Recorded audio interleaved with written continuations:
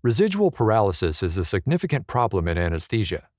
Despite advanced methods for quantifying patients' recovery from neuromuscular blockade, devices that are both reliable and easy to use remain scarce.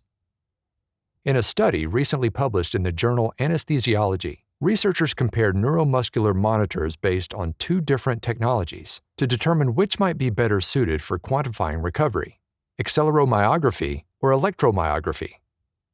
Acceleromyography-based monitors measure recovery based on the force of muscle contraction, whereas devices that use electromyography or EMG measure muscle action potentials.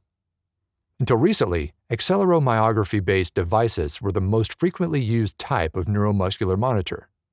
Obtaining reliable measurements with these devices, however, often requires clinicians to take several precautions, such as fixing the arm in the supine position, calibrating the device, or normalizing the results. While they tend to improve results, these measures might also prevent clinicians from using acceleromyography-based devices, and they can't be used when patients' arms are tucked at their side.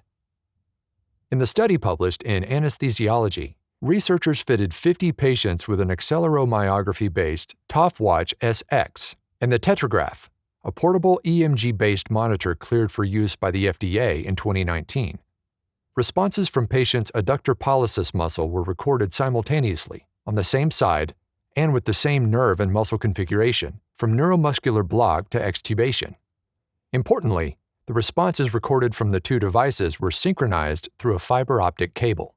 That enabled the researchers to examine the agreement between the devices during distinct phases of neuromuscular block.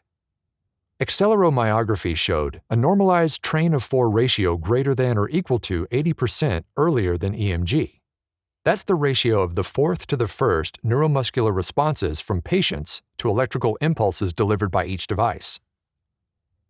An analysis of normalized data revealed a bias of 1.3 when the acceleromyography train-of-4 ratio was at least 80%, and a bias of -0.5 when the EMG reading was at least 80%. Raw data showed an overall bias of 7.0, which is lower than values reported in previous studies, likely due to the synchronization of the devices through a fiber optic cable. Notably, the type and dose of neuromuscular blocking agent were not standardized across all patients. An analysis did not include cases when simultaneous measurements recorded distinct types of data. For example, a train-of-4 ratio versus a train-of-4 count, which could affect the interpretation of the results. Overall, the acceleromyography-based device was more sensitive in detecting early neuromuscular recovery, but overestimates recovery immediately before extubation.